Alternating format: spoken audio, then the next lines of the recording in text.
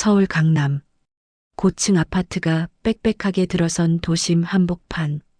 차량이 끊임없이 오가며 신호등 불빛은 쉴 틈 없이 깜빡이고 사람들의 발걸음은 늘 바쁘기만 하다.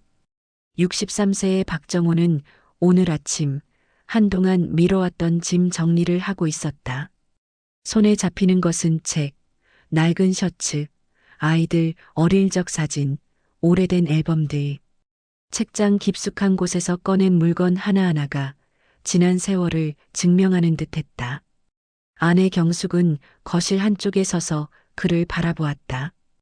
결혼한 지 37년, 수많은 기쁨과 고난을 함께 겪어온 부부였지만 오늘 이 순간만큼은 아내의 눈빛 속에 낯설고도 두려운 그림자가 드리워져 있었다. 그녀는 조심스럽게 물었다. 여보, 정말로 가실 거예요?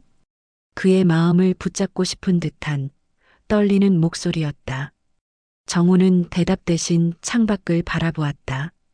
아파트 단지의 회색빛 건물들, 멀리 보이는 한강 다리 위로 밀려드는 자동차 행렬, 끝없이 이어지는 도심의 소음. 40년을 살아온 도시였지만 언젠가부터 이 풍경이 더 이상 자신을 품어주지 못한다는 생각이 들기 시작했다. 그는 천천히 입술을 열었다. 응, 이제 때가 됐어. 짧지만 단호한 말. 그 속에는 오래도록 쌓여온 갈망과 결심이 섞여 있었다. 그때 현관문이 열리며 큰아들 민수가 들어왔다. 38살 대기업 과장으로 분주한 하루를 마친 얼굴. 손에는 아직 풀지 못한 회사 가방이 들려 있었다. 민수는 아버지를 보자마자 물었다. 아버지, 진짜 그러실 거예요? 고향으로 내려가신다고요? 정우는 아들의 눈을 피하지 않았다. 그래. 아빠는 고향으로 가려고 한다. 민수는 잠시 말을 잇지 못했다. 강남의 아파트, 안정된 생활, 무엇 하나 부족할 것 없는 현실. 아버지가 왜 이런 결정을 하려는지 도무지 이해할 수 없었다. 고향이요? 거기 이제 뭐가 남아 있다고요? 친구도 거의 없고 집도 낡았을 텐데요. 민수의 말은 현실적이었다. 그러나 정호는 마음 깊은 곳에서 알고 있었다. 그곳에는 여전히 자신을 부르는 무언가가 남아 있다는 것을. 그것은 추억이었고 그리움이었고 설명할 수 없는 끌림이었다. 전라남도 강진군의 작은 마을. 25살 청년의 열정으로 버스를 타고 서울로 향했던 날 이후 40년의 세월이 흘렀다. 명절이나 제사 때 잠시 들러 인사만 하고 돌아오던 그 마을. 어느 순간부터 정호의 꿈속에, 회상 속에, 또 일상의 공허한 틈바구니 속에 자꾸만 떠오르기 시작한 곳. 그는 자신에게도 물었다. 왜 이렇게 갑자기 고향이 그리울까? 아내는 여전히 그의 얼굴을 걱정스레 바라보고 있었고 아들은 답답하다는 듯 고개를 저었다. 하지만 정호의 마음속에서는 이미 작은 불씨가 피어나 있었다. 그 불씨는 오랜 세월 억눌려 있던 향수와 이제 남은 삶을 새롭게 살고 싶다는 갈망이었다. 방 안에는 여전히 미처 정리하지 못한 짐들이 널려 있었지만 정호의 마음속에는 이미 짐을 꾸려 떠나는 길이 그려지고 있었다. 그 길은 단순히 땅과 집으로 향하는 길이 아니라 자신의 과거와 기억, 삶의 뿌리로 이어지는 길이었다. 그리고 청취자들에게 묻듯 그의 마음은 속삭였다. 사람은 나이를 먹을수록 왜 이렇게 고향을 찾게 되는 걸까? 겨울 끝자락, 서울의 하늘은 잿빛이었다. 박정우는 매일처럼 베란다 창가에 앉아 신문을 펼쳤다. 정년퇴직을 한 지 어느덧 3년.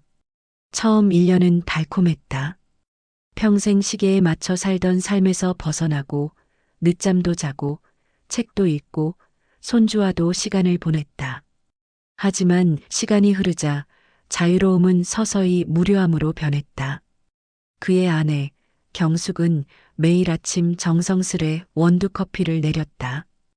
커피 내음이 거실에 퍼지면 잠시나마 마음이 채워지는 듯 했지만 곧 다시 공허함이 몰려왔다. 그날도 경숙이 커피잔을 내려놓으며 말했다. 여보, 오늘은 어디 안 나가세요? 정우는 잠시 대답을 망설였다.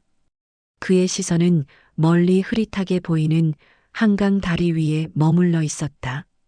출퇴근 시간 무수한 자동차들이 흘러가듯 지나가지만 그 안에 자신은 더 이상 존재하지 않았다. 사회에서의 역할은 끝났고 집안에서의 자리마저 줄어드는 듯했다. 그는 혼잣말하듯 속삭였다. 뭔가 허전해. 며칠 뒤 거실 한쪽 캐비닛을 정리하다가 그는 낡은 앨범 하나를 꺼냈다. 먼지가 내려앉은 사진첩을 펼치자 노란빛으로 바랜 사진들이 모습을 드러냈다. 그리고 그 속에서 그는 25살 청년의 얼굴을 발견했다. 고향 마을 버스 정류장 앞. 낡은 여행 가방 하나를 옆에 두고 서툴지만 당당한 표정으로 서 있는 자신의 모습. 사진 속의 눈빛은 맑고 반짝였다. 서울에 가서 성공하겠다는 굳은 다짐이 담겨 있었다. 정우는 그 사진에서 눈을 떼지 못했다. 세월이 흘러 지금 거울 속 자신의 얼굴은 주름과 흰머리로 가득했다. 그가 원하던 만큼의 성공은 얻었지만 그 청년이 품었던 순수한 열정은 어디로 사라진 것일까? 그 순간 마음 깊은 곳에서 메아리처럼 속삭임이 들려왔다. 그때의 나와 지금의 나는 같은 사람일까? 저녁 식탁 위 따끈한 국과 반찬이 놓였다. 경숙은 조심스레 묻는다. 요즘 왜 이렇게 생각이 많아 보이세요? 정우는 젓가락을 내려놓고 잠시 숨을 고른 뒤 마음속에만 품고 있던 말을 꺼냈다. 경수가 우리 고향으로 내려가면 어떨까? 순간 공기마저 멈춘 듯 정적이 흘렀다. 경숙의 눈이 동그랗게 커졌다. 서울에서 태어나 서울에서만 살아온 그녀에게 시골은 불편하고 낯선 세계였다. 여보, 갑자기 왜 그런 생각을 해요? 경숙의 목소리에는 놀람과 두려움이 섞여 있었다. 정우는 천천히 고개를 저었다. 갑자기가 아니야. 사실 요즘 계속 생각했어. 마음이 자꾸 그쪽으로 향해. 경숙은 깊은 한숨을 내쉬었다. 그녀의 머릿속에는 시골 생활의 불편함이 먼저 떠올랐다. 거기서 뭘 하며 살아요? 병원도 멀고 시장도 없고. 정우는 잠시 말을 멈췄다가 낮게 속삭였다. 그게 문제가 아니야. 여기서는 뭔가 진짜 내가 아닌 것 같아. 그 말에는 설명하기 힘든 울림이 있었다. 경숙은 그 순간 남편이 단순히 장소를 바꾸려는 것이 아니라 자신의 삶 전체를 다시 돌아보려는 것임을 느꼈다. 며칠 뒤 가족이 모두 모였다. 큰아들 민수와 둘째 딸 은영은 아버지의 결정을 듣자마자 격렬히 반대했다. 아빠, 정신 좀 차리세요. 지금 나이가 몇인데요? 38, 회사 일로 늘 바쁜 민수의 목소리에는 짜증과 당황이 섞여 있었다. 은영 역시 목소리를 높였다. 아빠, 시골에 내려가시면 저희가 얼마나 걱정될지 생각해 보셨어요? 응급 상황 생기면 어떡하시려고요? 정우는 아이들을 바라보며 차분히 말했다. 너희들은 너희 인생이 있고 아빠도 아빠 인생이 있어. 그러나 아이들은 고개를 저었다. 그들에게 부모는 언제나 돌봐야 할 존재였고 시골로 내려가겠다는 아버지의 결정은 무모하고 위험해 보였다. 정우는 답답했다. 너희 눈에는 내가 나이든 노인으로만 보이겠지. 하지만 내 마음속에는 아직도 젊은 청년이 살고 있다. 그의 목소리는 떨렸지만 확신으로 가득했다. 며칠 후 정우는 오래된 친구 철수에게서 전화를 받았다. 정우야, 이번에 동창회 한다. 고향 한번 내려와. 다들 오래 기다렸어. 그 말에 정우의 가슴은 두근거렸다. 고향, 동창, 어린 시절. 잊고 지냈던 단어들이 파도처럼 밀려왔다. 철수는 덧붙였다. 내가 요즘 고민이 많다던데 하루만 와도 마음이 정리될 거야. 정우는 잠시 망설였지만 결국 마음을 정했다. 그래, 이번엔 가보자. 그의 결정은 단순한 동창회 참석이 아니었다. 그것은 자신의 인생을 다시 바라보기 위한 첫걸음이었다. 이렇게 정우의 마음은 점점 더 고향을 향해 기울어갔다. 아내의 걱정, 자식들의 반대, 현실의 벽이 있었지만 그의 내면 깊은 곳에서는 고향이라는 이름이 점점 더 선명하게 빛나고 있었다. 정우의 발걸음은 아직 서울에 머물러 있었지만 그의 영혼은 이미 오래전 떠나온 마을의 골목길을 걷고 있었다. 서울 고속버스 터미널. 사람들로 북적이는 대합실은 늘 그렇듯 분주했다. 무거운 여행 가방을 끌며 발걸음을 재촉하는 사람들, 잠시 서서 휴대폰을 확인하는 젊은 직장인, 군도 차림의 청년, 그리고 부모 손을 꼭 잡은 아이들. 그 속에서 박정호는 작은 배낭 하나만을 맨 체줄을 서 있었다. 버스에 올라 창가에 앉자 그의 시선은 저절로 창밖으로 향했다. 이제 곧 도시를 떠나 40년 만에 다시 고향으로 향한다는 사실이 믿기지 않았다. 심장이 천천히 그러나 강하게 박동했다. 버스가 출발하자 차창 밖 풍경은 빠르게 스쳐갔다. 강남의 고층 건물들이 뒤로 물러나고 다리 위로 수많은 차량들이 줄지어 흘러갔다.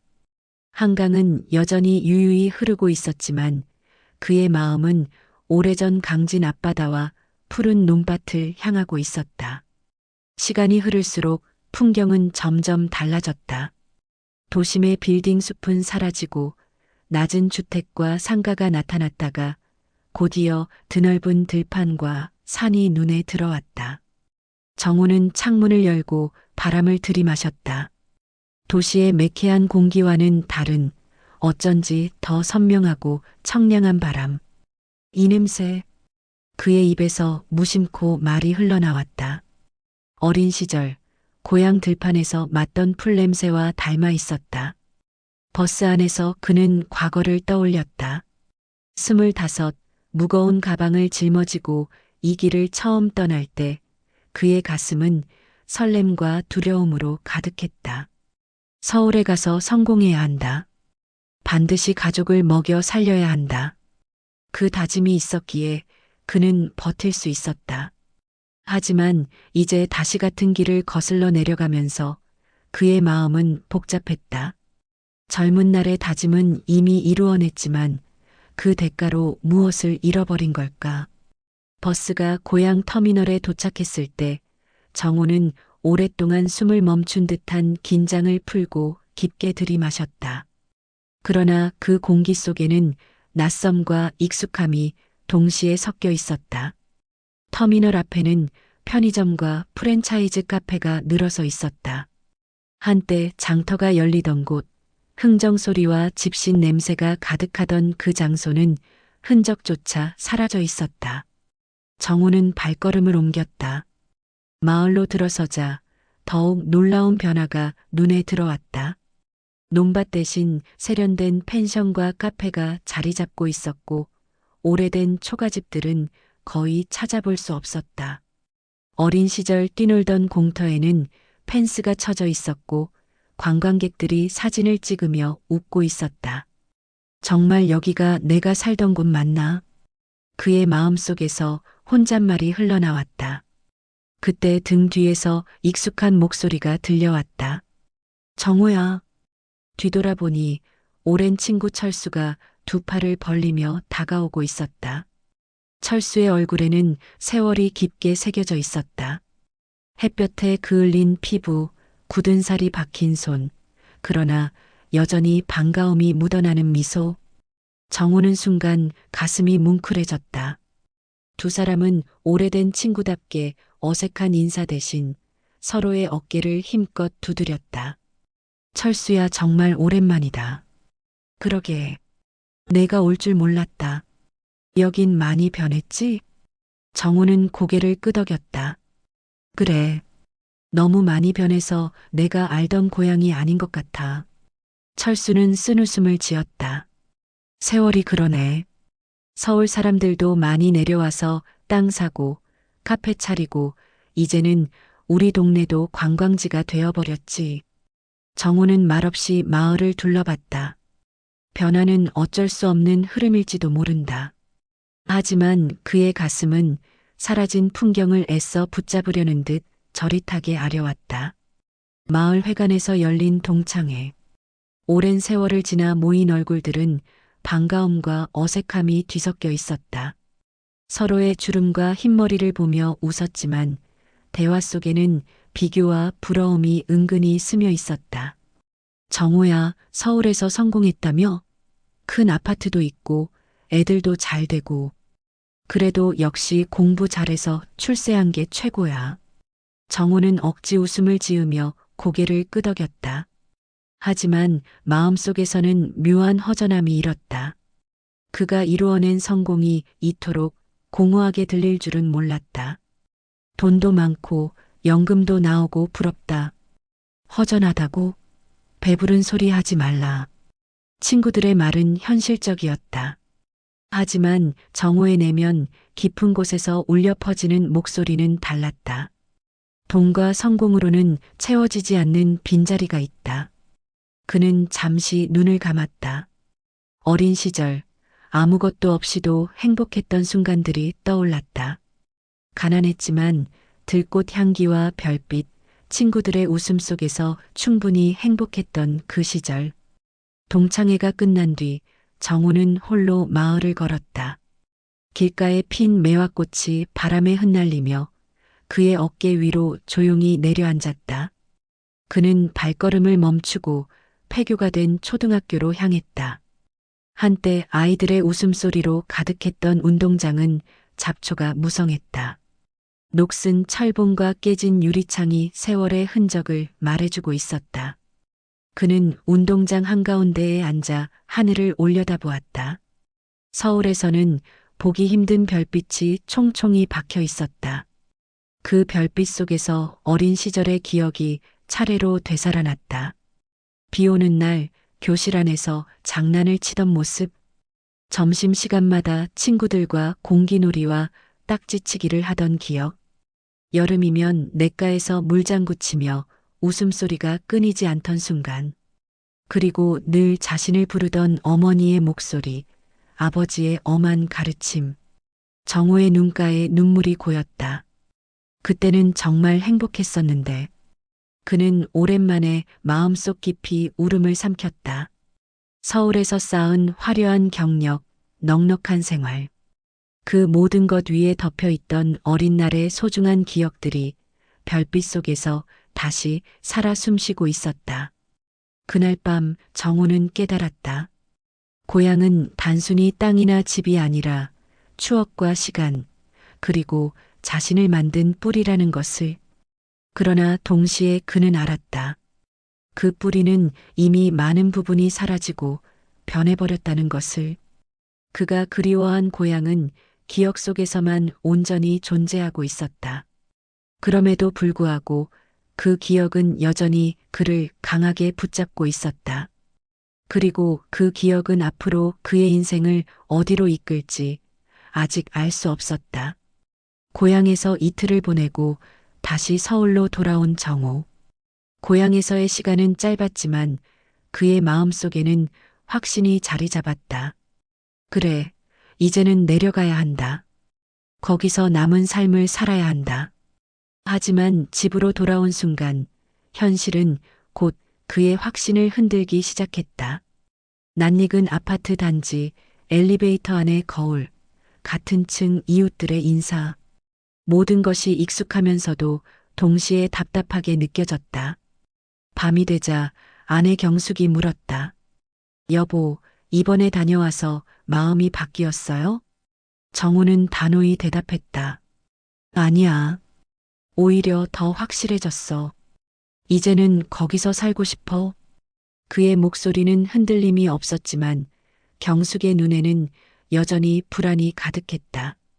며칠 뒤 부부는 작은 거실 테이블 위에 계산기를 올려두고 앉았다. 서울 아파트 시세, 고향의 집값, 예상되는 생활비와 연금, 병원비까지 꼼꼼히 계산했다. 경숙은 숫자를 보고 난감한 표정을 지었다. 여보, 이거 보세요. 아파트 팔아서 고향의 집을 사면 남는 돈이 생각보다 많지 않아요. 연금으로 생활은 가능하지만 여유는 없어요. 정우는 태연하게 말했다.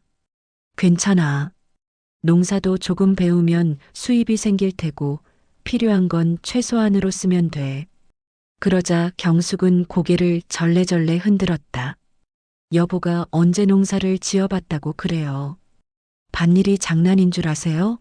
하루 종일 허리 숙이고 땀 흘려야 하는데 60이 넘은 지금 그걸 새로 배운다고요? 정우는 잠시 말문이 막혔다. 그렇지만 쉽게 물러설 수 없었다. 사람이 배우면 다 할 수 있어. 게다가 자연 속에서 땀 흘리며 일하면 건강에도 좋을 거야. 그러나 계산기 위의 숫자들은 냉정했다. 서울에서의 안정된 생활과 비교하면 시골살이는 불확실하고 위험해 보였다. 며칠 후 정기검진을 받으러 병원을 찾았다. 의사는 차트를 보며 조심스레 말했다. 혈당 수치가 정상보다 높습니다. 당뇨 초기 단계라고 보셔야겠네요. 주의가 필요합니다. 정우는 순간 귀가 멍해졌다. 의사는 덧붙였다. 식단 관리, 운동, 그리고 무엇보다 정기적인 병원 진료가 중요합니다. 응급 상황이 생길 수도 있으니 가까운 병원과의 접근성도 꼭 고려하세요. 집으로 돌아오는 길, 그는 창밖을 바라보며 생각했다. 시골에 가면 큰 병원이 멀지. 응급 상황이 생기면 그의 마음속에 작은 균열이 생겼다. 집에 도착하자 경숙이 물었다. 어떻게 나왔어요? 정우는 담담히 대답했지만 아내는 그의 표정에서 불안을 읽어냈다. 여보, 들었죠? 시골에선 위험해요. 가까운 병원이 없으니까. 경숙의 목소리에는 간절함이 묻어 있었다. 그날 저녁 자식들에게 건강 문제를 알리자 반대는 더욱 거세졌다. 큰아들 민수는 단호했다. 아빠, 이제 그만하세요. 당뇨까지 생겼는데 무슨 시골을 가겠다는 거예요? 서울에서 병원 다니면서 관리하세요. 둘째 딸 은영도 울먹이며 말했다. 아빠, 저희도 걱정돼서 그래요. 시골 가시면 저희가 매번 찾아뵐 수도 없고 혹시라도 아프시면 어떡해요. 정우는 자식들의 걱정을 이해했지만 동시에 답답했다. 그래서 더 가야 하는 거야. 스트레스 안 받고 여유롭게 살면서 건강 관리하려고 하는 거지. 하지만 자식들의 눈에는 그것이 무모한 고집으로만 보였다. 결국 큰 소리가 오갔고 은영은 눈물을 흘리며 말했다. 아빠, 제발 현실 좀 보세요. 그 순간 정우는 깊은 상실감을 느꼈다. 자신의 인생을 스스로 선택할 권리마저 잃어버린 듯했다. 그날 밤 집은 고요했지만 공기는 무겁게 가라앉아 있었다. 경숙은 한참 동안 망설이다가 남편에게 속마음을 털어놓았다. 여보, 정말 솔직히 말할게요. 저는 무서워요. 그녀의 눈가에는 이미 눈물이 고여 있었다. 정우는 놀라며 물었다. 뭐가 무서워? 경숙은 떨리는 목소리로 말했다. 서울을 떠나는 게 무서워요. 여기서 40년을 살았는데 갑자기 낯선 곳에서 새로 시작한다는 게 두렵고 또 여보가 아플까봐 무서워요. 병원도 멀고 자식들도 멀리 있고 그러다 제가 혼자 남겨질까봐 그게 제일 두려워요. 정우는 그제야 깨달았다. 그동안 자신의 마음만 앞세웠지 아내의 두려움은 헤아리지 못했다는 것을. 경수가 내가 너무 이기적이었나 봐. 미안해. 그는 아내의 손을 꼭 잡았다. 그 순간 고향에 대한 그리움은 여전히 강했지만 아내의 눈물 앞에서 흔들리지 않을 수 없었다. 뜻밖의 소식 개발로 사라져가는 고향. 며칠 후 고향 친구 철수에게서 전화가 걸려왔다. 정호야, 큰일 났어. 마을에 대형마트가 들어온대. 그리고 펜션 단지도 크게 조성된다고 해. 정호는 순간 숨이 막히는 듯 했다. 그게 왜 큰일이야? 철수는 씁쓸하게 말했다. 논밭이 다 개발될 거야. 우리가 알던 마을은 완전히 사라질 거라고. 이미 주민들 대부분이 찬성했어. 땅값도 많이 쳐준다고 하니까. 정호는 말문이 막혔다. 그가 그토록 그리워한 고향. 추억 속의 푸른 농과 구불구불한 시골길은 이제 곧 지도에서조차 지워질지도 몰랐다. 전화를 끊고 나니 마음속에서 무너져 내리는 소리가 들렸다. 그럼 내가 돌아가려던 고향은 이제 없는 건가? 거실에 앉아있던 정호는 멍하니 시계를 바라보았다. 시침과 분침은 여전히 규칙적으로 움직였지만 그의 마음은 어디에도 닿지 못하고 흔들리고 있었다. 아내가 조심스레 물었다. 여보, 이제 어떻게 할 거예요? 정호는 고개를 저었다. 모르겠어, 정말 모르겠어. 고향은 변하고 있었고 가족들은 반대했고 건강도 문제였다. 그럼에도 불구하고 마음속의 그리움은 여전히 꺼지지 않았다. 며칠 동안 그는 깊은 고민에 빠졌다. 밤마다 창밖 서울의 불빛을 바라보며 생각했다. 내가 정말 원하는 건 무엇일까? 내가 찾고 있는 건 고향의 땅일까? 아니면 그 안에 담긴 추억과 사람들일까? 그의 혼란은 끝이 보이지 않았다. 이제 정호는 인생의 거대한 갈림길 앞에 서 있었다. 한쪽에는 현실과 가족의 안전이 있고 다른 한쪽에는 평생을 그리워한 고향의 부름이 있었다. 어느 길을 선택하든 그는 잃는 것이 있고 얻는 것이 있을 것이다. 그 선택의 무게가 점점 더 무겁게 어깨 위에 내려앉고 있었다. 며칠 동안 정호의 얼굴은 어두웠다. 아파트 거실 창가에 앉아도 한강을 바라보아도 마음속 허전함은 채워지지 않았다. 고향으로 가고 싶다는 열망은 여전히 가슴속에 살아있었지만 경제적 계산, 건강 문제, 그리고 무엇보다 아내와 자식들의 눈물이 그를 주저앉히고 있었다. 밤이 되면 그는 혼자 앨범을 펼쳐 들곤 했다. 어린 시절 고향 사진, 결혼 초기의 사진, 아이들의 유년 시절 모습. 그 속에서 그는 늘 행복했던 순간을 발견했지만 동시에 마음이 복잡해졌다. 행복은 언제나 가까이 있었는데 나는 왜 늘 다른 곳을 바라보았을까? 어느 날 오후 답답한 마음을 달래고자 동네를 산책하던 정호. 봄 햇살은 따스했지만 그의 발걸음은 무거웠다. 그는 무심코 아파트 단지 뒤편 길을 따라 걷다가 오래된 경로당 앞을 지나게 되었다. 그때 익숙한 목소리가 그를 불렀다. 박서방, 거기 누구 아니요? 돌아보니 같은 아파트에 살던 김노인이 손을 흔들고 있었다. 팔순이 훌쩍 넘은 나이에도 여전히 기운찬 모습. 정호는 예의상 다가가 인사를 건넸다. 안녕하세요, 김어르신. 그러자 노인은 그의 얼굴을 찬찬히 살피며 말했다. 표정이 좋지가 않네. 무슨 걱정거리라도 있소? 순간 정호는 망설였다. 평소라면 대충 웃으며 넘겼을 대화. 하지만 그날은 왠지 모르게 마음이 열렸다. 사실은 고향으로 내려가고 싶어서 고민 중입니다. 김노인은 잠시 눈을 감더니 깊은 한숨을 내쉬었다.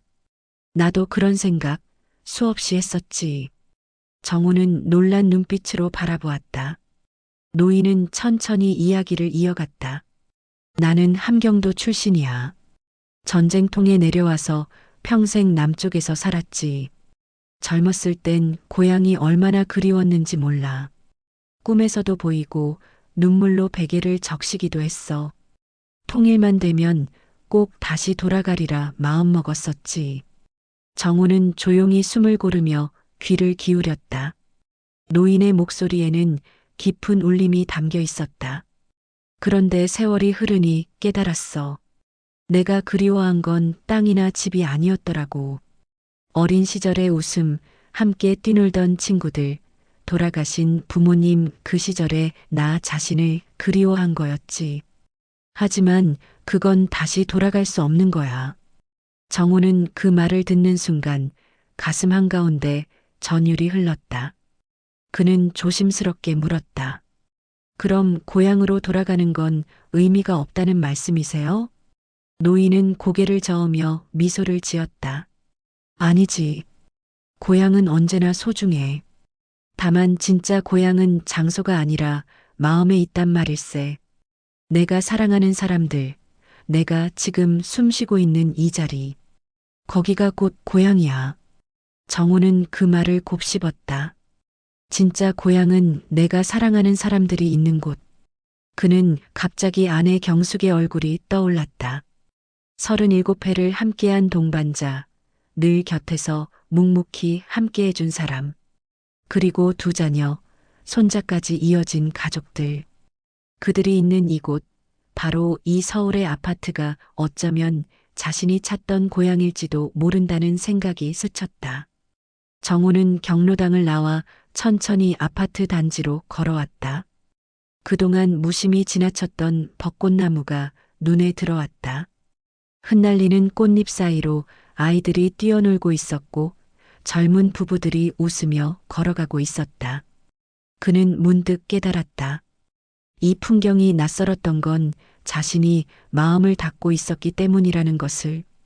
고향의 그리움에 사로잡혀 지금 눈앞의 풍경과 가족의 웃음을 보지 못하고 있었다. 집에 들어서자 아내가 물었다. 여보, 어디 다녀오셨어요? 정우는 환하게 웃으며 대답했다. 그냥 산책 좀 했어. 그런데 우리 동네도 참 괜찮네. 경숙은 의아한 표정으로 남편을 바라봤지만 오랜만에 밝아진 그의 얼굴에 안도감을 느꼈다. 그날 저녁 정우는 거실에 앉아 가족사진 앨범을 꺼냈다. 신혼 시절의 풋풋한 사진, 첫 아이가 태어나던 날의 긴장된 얼굴, 가족여행에서 찍은 환한 미소들.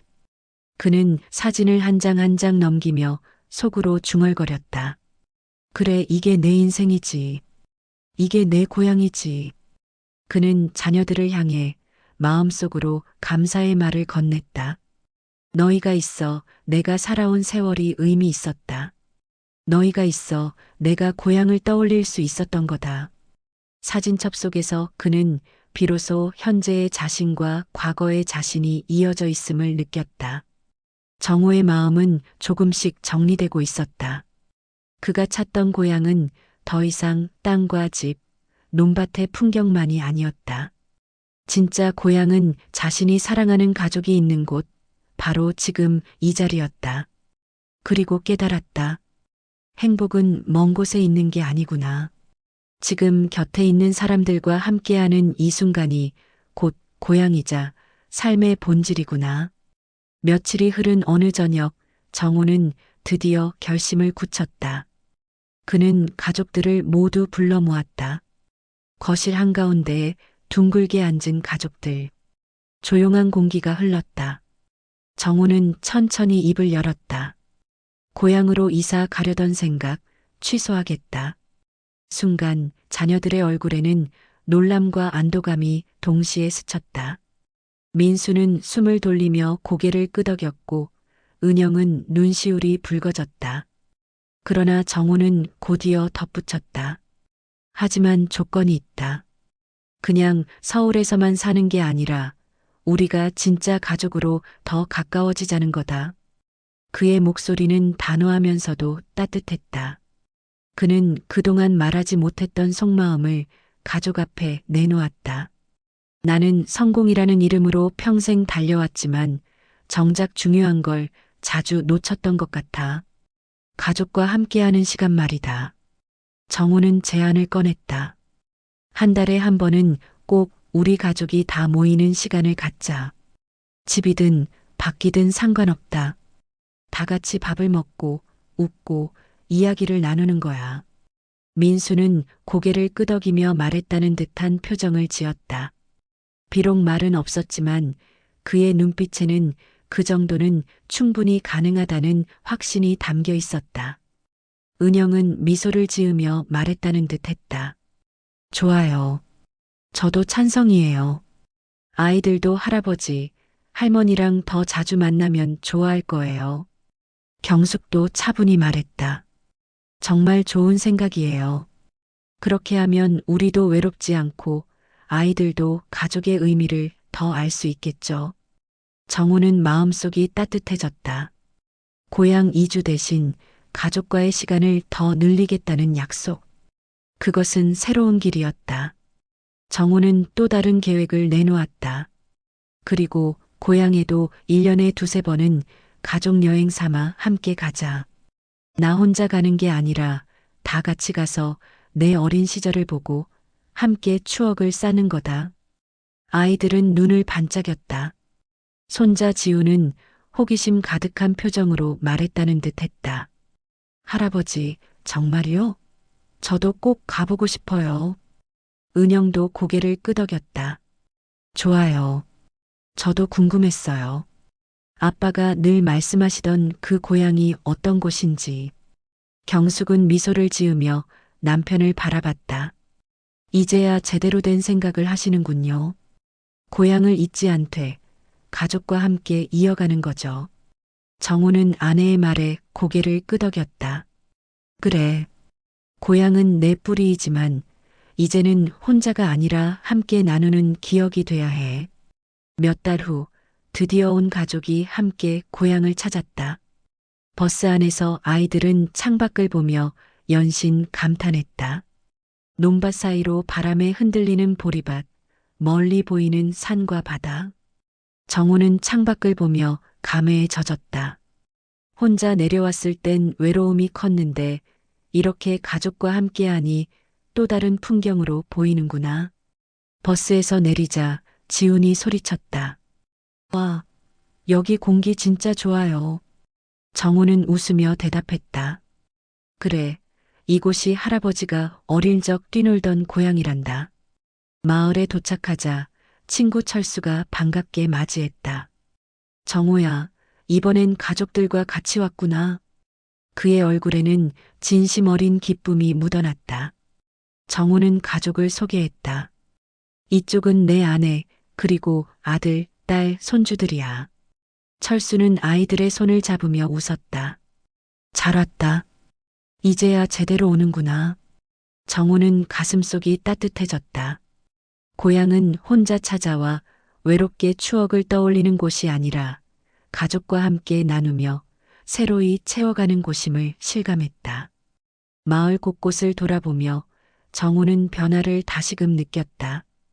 옛날 논밭 위에는 세련된 카페와 펜션이 들어섰다. 한때 아쉬움과 허무함만 느껴졌던 풍경이 이번에는 다르게 다가왔다. 은영은 감탄했다. 아빠, 여기 카페 진짜 예쁘네요. 옛날 모습이랑 새로운 모습이 공존하는 것 같아요. 손자 지훈도 환호했다. 할아버지, 여기서 옛날 얘기 더 해주세요. 정우는 웃으며 아이들에게 이야기했다. 여기 원래는 큰 느티나무가 있었단다. 여름이면 그 그늘 아래서 친구들과 숨바꼭질을 했지.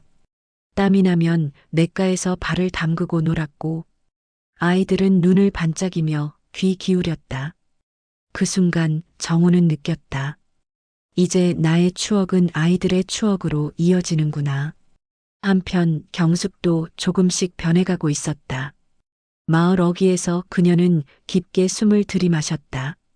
여보, 여기 공기 정말 좋네요. 마음이 편안해져요. 정우는 미소 지었다. 그렇지? 서울과는 확실히 다르지. 경숙은 잠시 하늘을 바라보다가 고개를 끄덕였다. 솔직히 여전히 시골에서 사는 건 무섭지만 이렇게 가끔 와서 쉬고 아이들과 함께 추억을 만드는 건 참 좋은 것 같아요. 그녀의 목소리에는 더 이상 두려움이 아닌 수용이 담겨 있었다. 저녁 무렵 정우와 철수는 마을 어기 벤치에 앉아 이야기를 나눴다. 철수는 잔잔한 미소를 지으며 말했다. 정우야, 현명한 결정을 한 것 같아. 고향에 와서 사는 게 다가 아니더라. 진짜 삶은 가족과 함께 있는 거야. 그는 잠시 하늘을 올려다보며 덧붙였다. 나는 평생 이 마을을 지켰지만 가끔은 외로워. 자식들이 다 도시로 나가버려서. 그런데 넌 가족들과 함께 있잖아. 그게 가장 큰 복이지. 정우는 철수의 말을 마음 깊이 새겼다. 그래, 고향은 결국 나 혼자가 아니라 가족과 함께일 때 비로소 의미가 있는 거야. 서울로 돌아가는 길, 정우의 마음은 전보다 훨씬 가벼웠다. 고향은 이제 단순히 과거의 그리움이 아니라 가족과 함께 나누는 현재와 미래의 이야기로 바뀌어 있었다. 그는 깨달았다. 진짜 새로운 시작은 장소의 변화가 아니라 마음을 열고 가족과 함께하는 시간에서 비롯된다는 것을. 고향에서의 이틀을 마치고 서울로 돌아오는 길, 버스 안 공기는 평소와 달랐다. 아이들은 창밖을 보며 여전히 흥분에 가득 차 있었다. 할아버지, 다음에도 또 같이 가요. 맑은 웃음소리가 차 안을 울렸다. 정우는 그 소리를 들으며 미소 지었다. 예전 같으면 혼자만의 추억으로 끝났을 고향 방문이 이번에는 새로운 의미를 얻었다. 추억은 더 이상 개인의 것이 아니라 가족과 함께 이어지는 공유된 기억이 된 것이다. 경숙은 조용히 말했다. 여보, 이제야 알겠어요. 고향은 여전히 소중한 곳이지만 우리가 살아야 할 곳은 여기 가족이 있는 자리네요. 그 말은 정우의 가슴에 깊이 새겨졌다. 서울로 돌아온 후 정우의 생활은 조금씩 달라졌다. 그는 매주 토요일이면 가족을 초대해 함께 저녁을 먹었다. 거실 가득 웃음소리가 번졌고 손자 지훈의 제잘거림은 집안을 환하게 밝혔다. 민수는 아버지의 얼굴을 바라보다가 말했다. 아빠, 요즘 표정이 참 좋아 보이세요. 정우는 빙그레 웃으며 대답했다. 그래, 나도 그렇게 느껴진다. 뭔가 마음이 편안해졌어. 그의 눈빛에는 이제 더 이상 방황이 없었다. 정우는 아파트 주변을 천천히 걸으며 그동안 보지 못했던 풍경을 발견했다.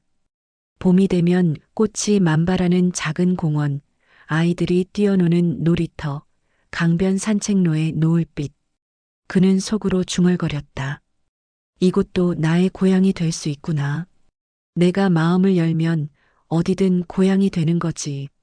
경숙과 함께 산책을 하던 어느 날 그는 말했다. 여보, 우리 이 동네에서 더 많은 추억을 쌓자. 새로운 고향을 만들어 가자. 경숙은 미소 지으며 고개를 끄덕였다. 어느 날 정우는 동네 문화센터에서 서예 교실을 발견했다. 붓을 잡고 먹을 갈며 그는 처음으로 마음이 고요히 가라앉는 것을 느꼈다. 한 획 한 획 써 내려가는 글자 속에 그의 지난 인생이 녹아들었다. 고향은 마음이 머무는 곳. 그는 그렇게 쓴 글귀를 액자에 넣어 거실에 걸어두었다. 그 글귀를 볼 때마다 그의 가슴은 따뜻한 울림으로 채워졌다. 정우는 깨달았다. 고향은 떠나가야만 도달할 수 있는 곳이 아니었다. 사랑하는 가족과 함께 있는 지금 이 순간, 그 자체가 고향이었다.